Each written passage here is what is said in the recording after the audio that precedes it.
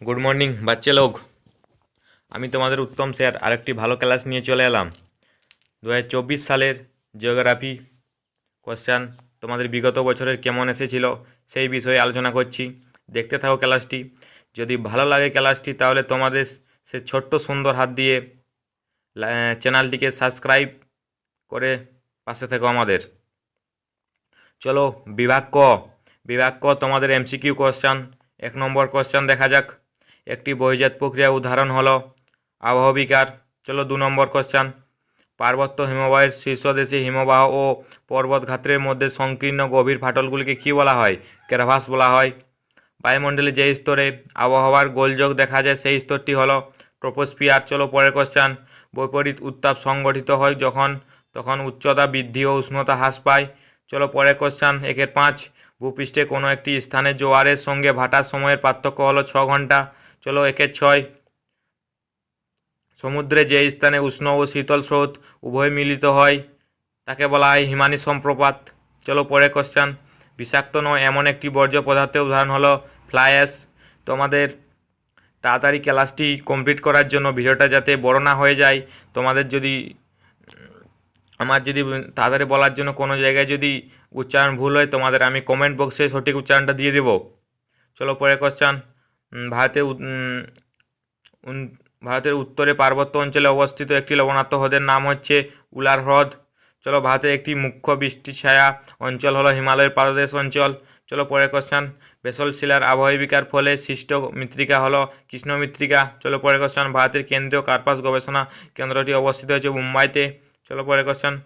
বনজ ভিত্তিক শিল্পের একটি উদাহরণ হলো কাগজ শিল্প। চলো পরের কোশ্চেন। ভারতের ডেট্রয়েট বলে পরিচিত হচ্ছে চেন্নাই।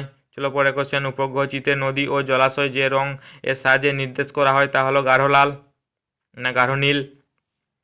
চলো এখন অশুদ্ধ শুদ্ধ 6টা কোশ্চেন করতে হবে, তোমাদের 7টা থাকবে। চলো 1 নম্বর কোশ্চেন। নদীর উৎস অঞ্চলে ধারত অববাহিকা সৃষ্ট হয়, এটা শুদ্ধ। ঝুলন্ত উপত্যকা নদী ক্ষয়কার্যের ফলে গঠিত, এটা শুদ্ধ। সমুদ্র বায়ু সন্ধ্যাবেলায় প্রবাহিত হয়, এটা শুদ্ধ। হিমালয়ের দুটি উল্লেখযোগ্য উদ্ভিদ হলো গরান ও গোলাপাতা, এটা হচ্ছে অশুদ্ধ। গোদাবরী নদী প্রস্থ উপত্যকার মধ্য দিয়ে প্রবাহিত, এটা শুদ্ধ। আর্সেনিক একটি বিষাক্ত বর্জ্য পদার্থ, এটা শুদ্ধ। মহাকাশে প্রেরিত ভারতের প্রথম কৃত্রিম উপগ্রহের নাম হলো অ্যাপোলো, এটা হচ্ছে অশুদ্ধ। চলো এরপরে হচ্ছে শূন্যস্থান পূরণ। তোমাদের যে 7টা থাকবে যে কোনো 6টা করে আসতে হবে। চলো 1 নম্বর কোশ্চেন পড়া যাক। প্রতাপকূপ সৃষ্ট হয় দেশ এর পাদদেশে, এটা সমুদ্র তরঙ্গের পাদদেশে। চলো 2 নম্বর কোশ্চেন। বায়ুপ্রবাহ ও সমুদ্রস্রোত বিক্ষিপ্ত হয় দেশ শক্তির প্রভাবে, এটা পার্থিবের শক্তির অভাবে। নিরক্ষীয় অঞ্চলে দেশ ধরনের বৃষ্টিপাত সংঘটিত হয়, এটা বৃষ্টিজনিত ধরনের বৃষ্টিপাত সংঘটিত হয়। চলো পরের কোশ্চেন। শীতল দেশ স্রোতের প্রভাবে নিউ ফাউন্ডল্যান্ড অঞ্চলে শীতকালে তুষারপাত হয়, এটা হচ্ছে ল্যাব্রাডর। চলো পরের কোশ্চেন। ব্যবহৃত ইনজেকশন সিরিঞ্জ একটি ড্যাশ বর্জ্য, এটা হচ্ছে অবর্জ্য। চলো পরের কোশ্চেন। নেফতার ড্যাশ এর প্রধান কাঁচামাল, এটা হচ্ছে পেট্রোকেমিক্যালের প্রধান কাঁচামাল। চলো পরের কোশ্চেন। 2011 খ্রিস্টাব্দের আদমনুসারী অনুসারে ভারতের সর্বনিম্ন জনঘনত্ব সম্পন্ন রাজ্য হচ্ছে অরুণাচল প্রদেশ। এই কোশ্চেনটা 2026 সালে আমি করেছি আরেকবার, এটা বারবার রিপিট হচ্ছে। কোশ্চেনটা খুব খুব ভেরি ভেরি ইম্পর্ট্যান্ট, তোমরা ভালো করে দেখে থাকো। চুনাপাথরযুক্ত অঞ্চলে নদী ক্ষয়কার্যের কোন প্রক্রিয়ার প্রাধান্য দেখা যায়? এটা কাস্ট প্রক্রিয়ার।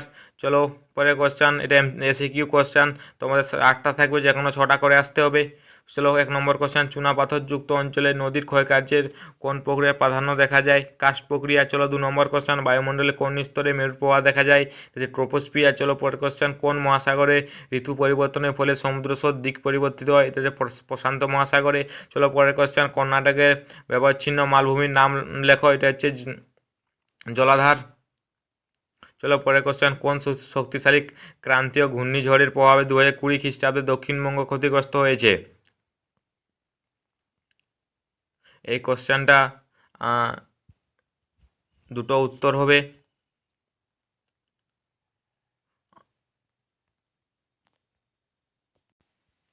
চলো পরের কোশ্চেন। শ্বাসমূল ও জাতীয় উদ্ভিদের একটি বৈশিষ্ট্য হচ্ছে মানস জাতীয় উদ্যান। চলো পরের কোশ্চেন। খনিজ তেল ও স্বাভাবিক গ্যাস বহনে কোন পরিবহন মাধ্যমে খুবই উপযোগী? পাইপলাইন। চলো পরের কোশ্চেন। ভূবৈচিত্র্য সূচক মানচিত্রে যে কার্নিক রেখার সাহায্যে ভূমির উচ্চতা দেখানো হয় তার নাম হচ্ছে সমোচ্চ রেখা বা সমোন্নতি রেখা। চলো বাম দিক ডান দিকটা তোমরা দেখে নাও। কাশ্মীরের উপত্যকা হচ্ছে সংকল্প ইস্পাত কেন্দ্র, লুনি নদী হচ্ছে জারফান, এবং রোডোডেনড্রন হচ্ছে আত্মীয় উদ্ভিদ, ও সালেম হচ্ছে রাজস্থান। চলো ক্লাসটি এখানে শেষ করলাম, ধন্যবাদ।